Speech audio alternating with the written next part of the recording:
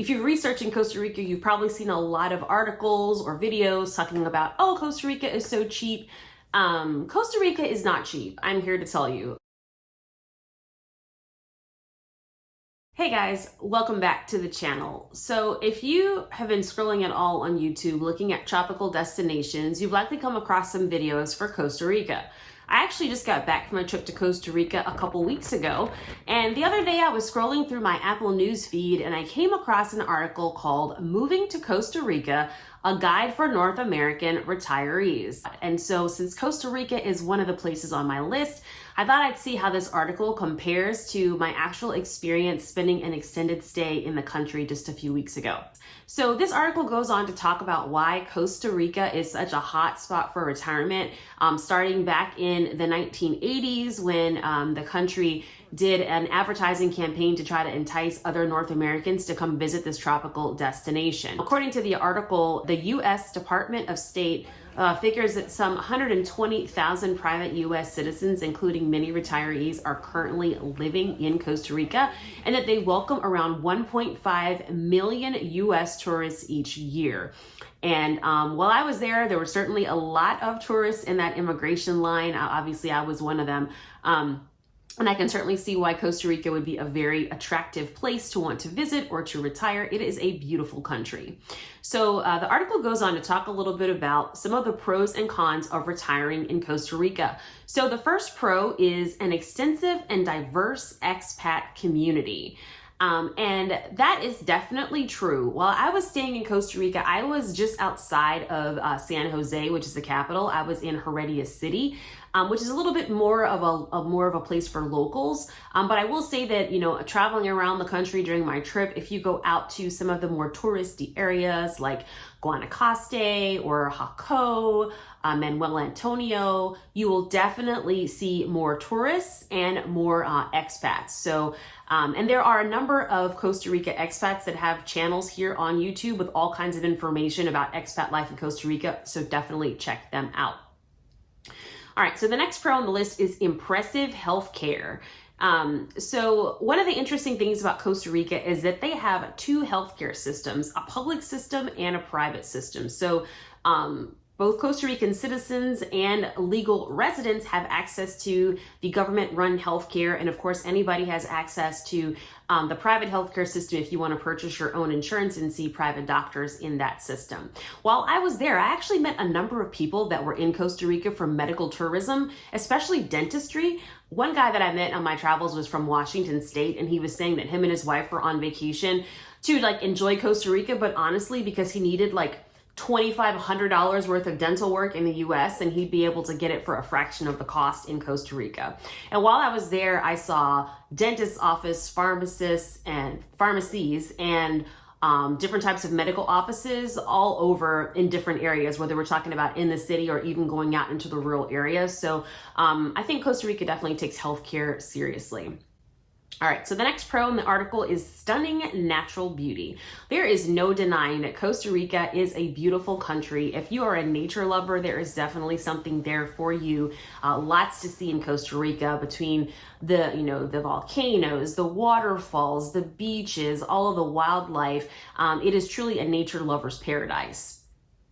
The next pro on the list is the lifestyle. So the article says that Costa Ricans are extremely friendly and welcoming with a laid-back attitude to life, and that is 100% true. So in a previous video that I did called Reverse Culture Shock, explaining how I saw the world differently after returning from my trip to Costa Rica once I got back in the US, I talk a lot about Pura Vida, which is the Costa Rica motto, which means pure life. And it literally is their motto. They live it, they breathe it. So they are really focused on just being laid back, enjoying life, going with the flow.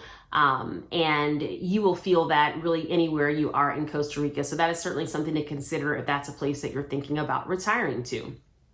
All right, so the article goes on to talk about some of the cons. So one of the cons they mention is the cost of living. So the article says that in the early 80s, things were really cheap in Costa Rica, and like a lot of places, inflation is on the rise, so it's not as cheap as it once was. I can definitely attest to that. I was stunned. When I say stunned by some of the prices that I saw for some things in Costa Rica, especially if you're looking at imported items. So Prices are a little bit cheaper if you're kind of like more of like a natural diet. You've got like fruits and vegetables and you're getting them from the local market as opposed to the supermarket. Then you can certainly save money. But if you're shopping in any of the big box stores, whether that's like Walmart or they have another one called Mas por Menos, you might be shocked by some of the prices. I know I was. In fact, I might even do a video about the cost of living in Costa Rica. I still have some of my receipts from my grocery shopping on my trip. So if you'd like to hear more about that, please leave a note in the comments and I'll make a video on that as well. The next con is the language barrier. So it says Spanish is the official language of Costa Rica. So to get the best of life from here, you will need to speak Spanish. Outside of tourist areas and expat havens, most people don't speak English. So I'm going to say true, but not true. Yeah, for sure in the tourist areas, everybody speaks it. Like there's enough people speaking English, you won't have a problem.